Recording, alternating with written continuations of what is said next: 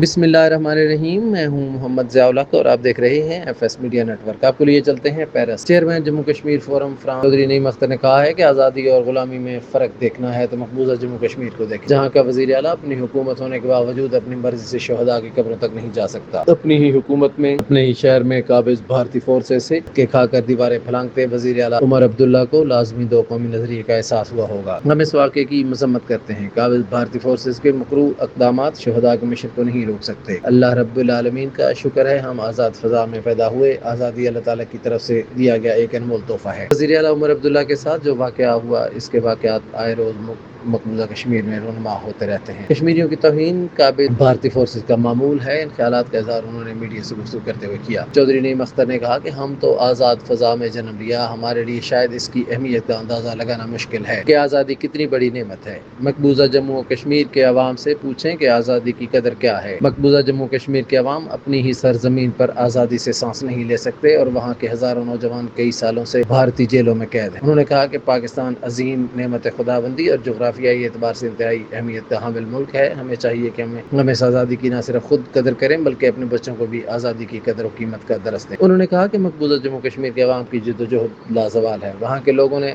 آزادی کے لیے اپنا سب کچھ قربان کر دیا ہے۔ مقبوضہ جموں کشمیر کے عوام کی قربانیاں انشاءاللہ ضرور رنگ لائیں گی۔ سبسکرائب کیجیے F S media network اور دیکھتے رہیے تازہ ترین تبصرے اور خبریں۔